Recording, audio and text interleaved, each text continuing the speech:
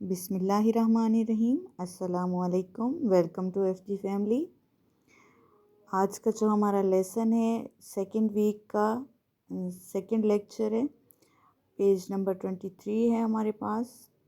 कल जो मैंने शेयर किया था आप लोगों के साथ वर्क, वो मोस्ट इम्पोर्टेंट वर्क है। अब जैसे जैसे आगे बढ़ते जाएंगे ज़ाहिरी बात है बहुत ही इम्पोर्टेंट वर्क आता जाएगा। वीक फर्स्ट जो था और मैंने डायग्राफ शेयर किए थे आप लोगों के साथ, लास्ट वाला पेज वही जो है वो अब सेकंड वीक में जैसे कल वर्ड्स बताए गए थे, जैसे और वर्ड्स लिखें या अन वर्ड्स लिखें, तो वो वर्ड्स ऑलरेडी वीक 1 में दिए गए थे जो कि हमने पढ़े हैं, इसलिए इम्पोर्टेंट है बहुत ज़्यादा। और क्योंकि सेकंड टर्म में भी इस किस्म की चीज़ें हैं तो ये बच्चों की एक किस्म की अर्ली प्रिपरेशन भी है और बहुत ज़्यादा हेल्पफुल भी है, रीडिंग के हवाले से भी और राइटिंग के हवाले से भी। और अगर आप लोगों को ये वीडियोस अच्छी लग रही हैं तो लाइक करें, शेयर करें और सब्सक्राइब करें। चलते हैं अपने लेसन की तरफ। आज की हमारी जो है एक स्टोरी टेलिंग कह सकते हैं इसको, कि एक स्टोरी दी हुई है और स्टोरी में से ही जो है बच्चे को पहले बताएंगे कि क्या क्या हो रहा है इसमें, फिर बच्चे से वही क्वेश्चन स्टोरी में से ही करेंगे। ठीक है, इसके ऊपर बहुत ज़्यादा स्ट्रेस देने की ज़रूरत नहीं है कि ये याद करनी है या कुछ याद करने वाला ऐसा कोई इसमें चीज़ नहीं है। इसमें सिर्फ कॉन्सेप्ट दिया जाता है कि कंप्रीहेंशन किस टाइप की आगे चल के बच्चे को करवानी है हमने, तो ये एक कंप्रीहेंशन है। चलते हैं, पढ़ते हैं इसको बिना टाइम ज़ाय किए। I lost my teddy beer, मेरा टेडी बियर खो गया। Read and answer the questions, वो कहते हैं कि ये पढ़ें और फिर जो नीचे क्वेश्चन पूछे गए हैं उनके आंसर दें।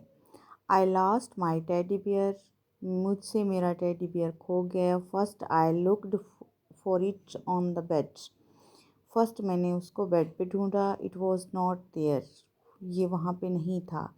Next I looked for it in the toy box, फिर मैंने कहाँ ढूंढा? टॉय बॉक्स के अंदर। अब बच्चे को बताएं कि आई लुकड फॉर जो होता है ये किसी चीज़ को ढूंढने के लिए, सर्च करने के लिए होता है। आई लुकड फॉर 2-3 दफ़ा बताएंगे तो बच्चे को आराम से याद हो जाएगा। इट वॉज़ नॉट देयर, ये यहाँ भी नहीं था। देन आई लुकड फॉर, देखिए अब लुकड फॉर जो है वो रिपीट हो रहा है, बार बार आ रहा है। इसका मतलब इसके ऊपर इस स्टोरी में बताने की कोशिश की गई है कि जहाँ पे लुकड फॉर होता है तो इसका मतलब कोई चीज़ तलाश की जा रही है, सर्च की जा रही है, ढूंढी जा रही है। Looked for it on the table, फिर मैंने इसको टेबल के ऊपर देखा। इट वॉज़ नॉट देयर, ये यहाँ भी नहीं था। इट वॉज़ नॉट देयर भी रिपीट हो रहा है और लुकड फॉर भी रिपीट हो रहा है। My teddy bear was by the tub, मेरा जो टेडी बियर था वो टब के पास पड़ा हुआ था।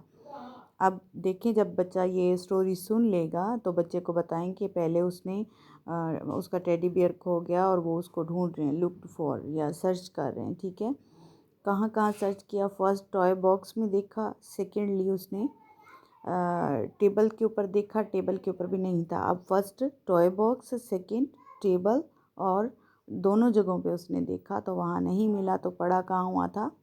ट्रब के पास पड़ा हुआ था। कॉन्सेप्ट बच्चे का जब क्लियर हो जाएगा फिर उसको बताएं what did the kid loss, kid ने क्या खोया था, उसका जो बच्चे का मतलब क्या गुम हो गया था। तो द किड लॉस्ट हिज या हर टेडी बियर, ठीक है, उसका टेडी बियर खो गया था। वेयर डिड द, या सिर्फ बच्चा टेडी बियर ही बोल दे तो बहुत होगा, एटलीस्ट बच्चे को बोलना आ जाएगा। Where did the kid look for the teddy bear first, पहले कहाँ देखा था? तो आप बच्चे को सिर्फ इतना बताएं, in the toy box, toy box के अंदर उसने सर्च किया था। Where was the teddy bear, कहाँ पे था teddy bear? The teddy bear was by the tub, या बाय द टब भी बोल दें तो एनफ होगा। इस तरह से आप बच्चे को पढ़ाएं और ये जो आंसर के क्वेश्चन हैं ये आपने बच्चे को कॉपी के ऊपर लिखवाने हैं। आगे हमारा पेज नंबर 27 है, क्योंकि पेज नंबर 24, 25, 26 जो है उसके ऊपर मैथ के पेजेस हैं, वो बच्चा मैथ करेगा। आगे पेज नंबर 26 करेंगे। ये भी उसी तरह का लाइक पिक्चराइज किया गया है और कुछ बताया गया, मैं पढ़ के बता देती हूँ। I keep my place clean, यानी मैं अपनी जगह को साफ़ रखता हूँ। ये बिल्ड क्लीनलीनेस हैबिट्स के हवाले से है कि भाई किस तरह बच्चे में ये आदतें डाली जाएं कि वो अपने बैठने की या अपनी जो पर्सनल रिलेटेड चीज़ें हैं वो किस तरह से आप जो है उसको साफ़ सुथरा रख सकते हो।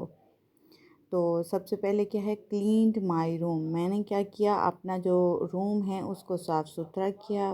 पुट टॉयज़ बैक, अब बच्चे को ये बताएं कि जब बच्चा खेलता है तो वो टॉयज़, पुट टॉयज़ बैक यानी हम कोई भी चीज़ उठाते हैं तो उसको वापस रखनी होती है। तो अब ये खिलौने हैं तो इसको कहेंगे कि अपने जो खिलौने हैं वो वापस रखें। Through trash in the dustbin, जो ट्रैश होता है उसको कहाँ फेंकना होता है, डस्टबिन के अंदर फेंकना होता है। उसको बोलते किस तरह से हैं, through trash in the dustbin, के डस्टबिन में जो है कचरा फेंकें। अब दो चीज़ों की बच्चे को समझ आ जाएगी कि ट्रैश कचरे को बोलते हैं और डस्टबिन डस्टबिन होती है। तो अब क्लास में भी अगर लाइक टीचर्स जिस तरह से इंग्लिश में बात कर रही होती हैं तो बच्चे बिल्कुल ब्लैंक होते हैं, लेकिन ये पढ़ने का फ़ायदा हो जाएगा कि बच्चे कुछ सम एंड पे क्या किया उसने, वॉश्ड माई हैंड, मैंने अपने हाथ धोए। पहले उसने क्या किया, क्लीन्ड माई रूम, अपना कमरा साफ़ किया। पुट टॉयज़ बैक, अपने जो टॉयज़ हैं वो वापस रखे। Through trash in the dustbin, मैंने कचरा फेंका कहाँ, डस्टबिन में। फिर उसने एंड पे क्या किया, हैंड वॉश किए। कलर द क्लीन रूम, अब ये उन्होंने कलर करने के लिए एक एक्टिविटी दी हुई है, ये बच्चे से ज़रूर करवाएं।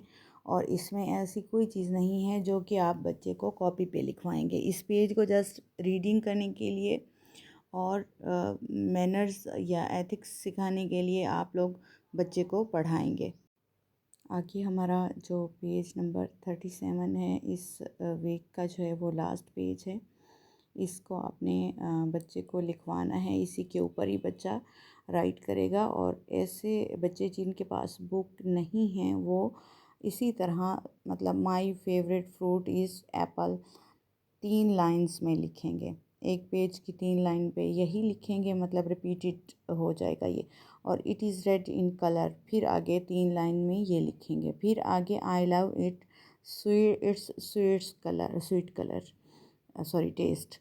तो इसका जो मीठा जायका है ये मुझे बहुत पसंद है। 1 या 2 लाइनों में आगे ये लिखेंगे। बच्चे ने सिर्फ प्रैक्टिस के तौर पे लिखना है। और जिनके पास बुक है तो उन्होंने लाइंस का हिसाब रखना है, लाइन का जो पैटर्न होता है उसी के अकॉर्डिंग बच्चे को लिखना सिखाना है। और ये जो फर्स्ट वाली लाइन है, my favourite fruit is Apple, तो ये बच्चा जब मे सेल्फ करेगा तो उसमें भी ये ऐड कर सकता है। ये उसके लिए एक मतलब प्लस पॉइंट हो जाएगा कि एक लाइन की तैयारी इधर से हो जाएगी। अगर आपको ये वीडियो अच्छी लगी है तो लाइक, शेयर और सब्सक्राइब करें। अगर कोई आपका क्वेश्चन है किसी भी हवाले से या समझ नहीं आई तो आप मुझसे पूछ सकते हैं। Thank you so much.